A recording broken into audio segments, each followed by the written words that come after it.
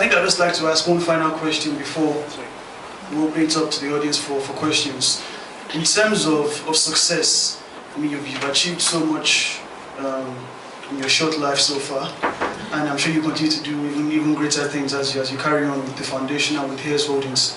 What is your definition of success, and what kind of legacy would you like to leave behind? I think success is not just, to me, about wealth, about money. Yes, you need to have money to be comfortable.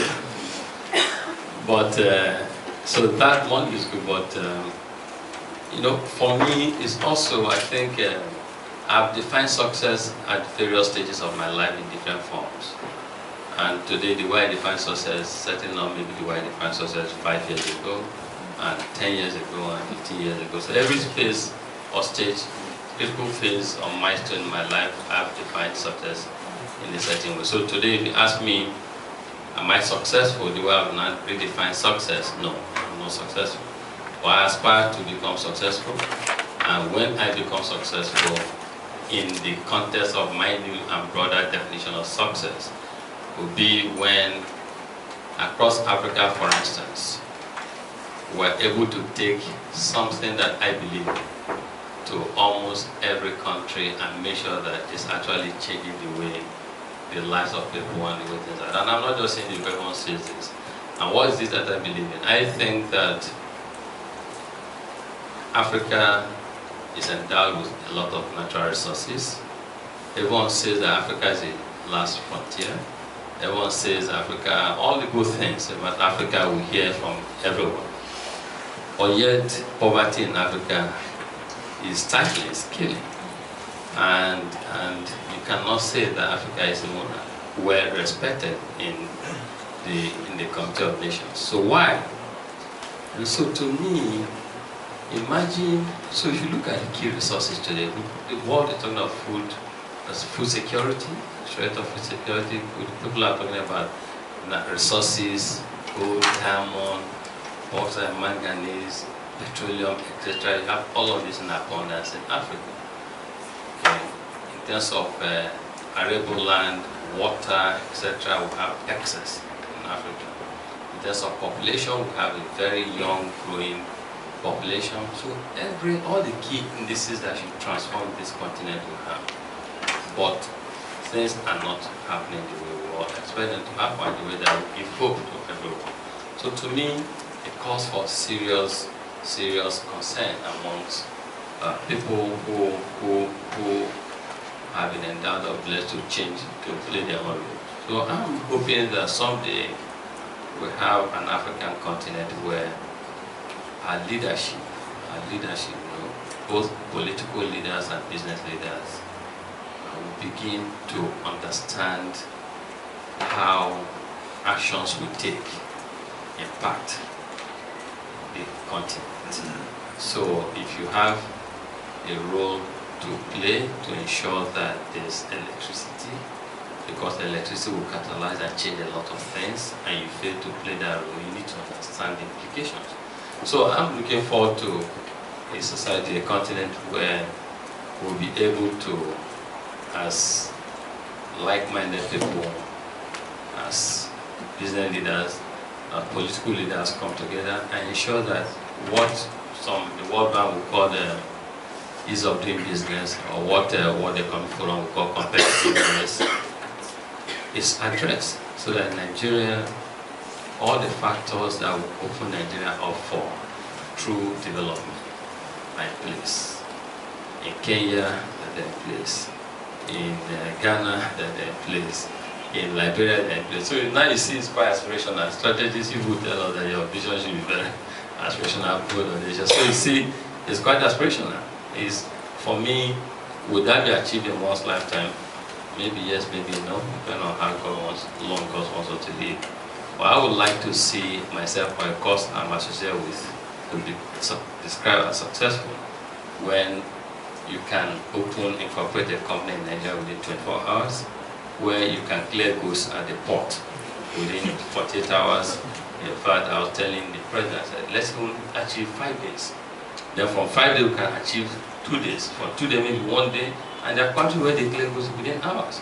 You know, but the point is that our leaders to understand the economic relevance or strategic relevance of some of these seemingly little things. You know, so we need to heighten the awareness level, and for people to begin to understand. I think it's a question of understand that if somebody got an oil block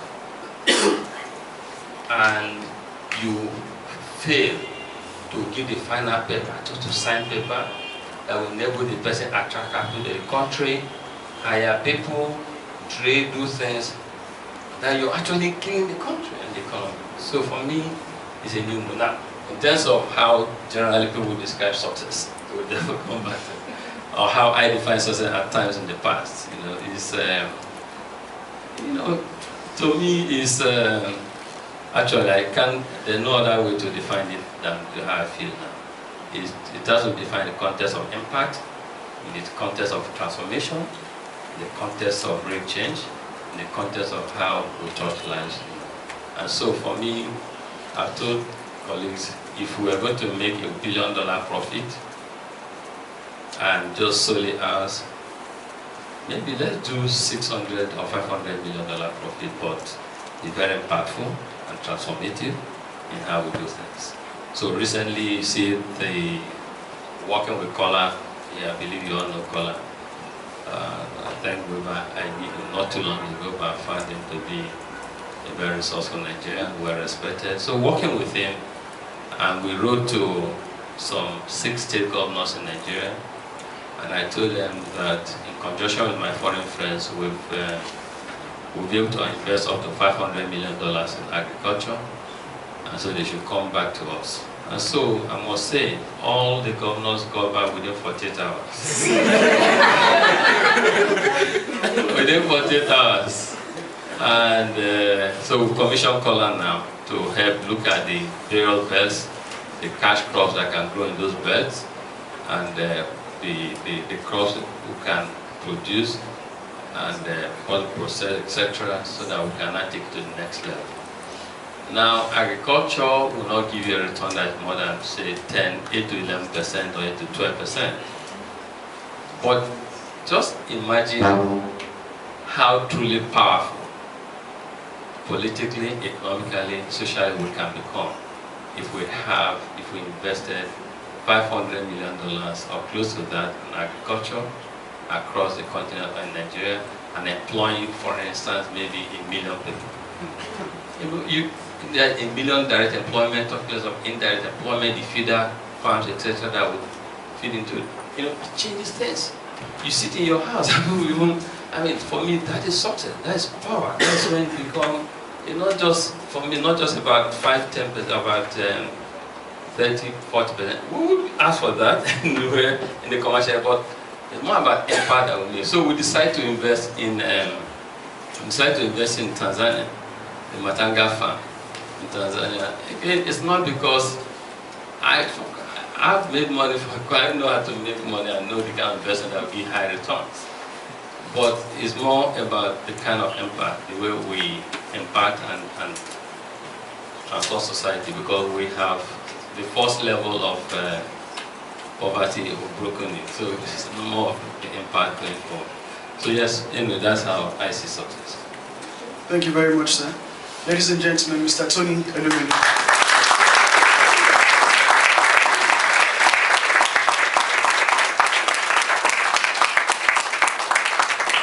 So I think what we'll do now is we'll open it up to the audience for questions and free consultancy services for the next 6 hours.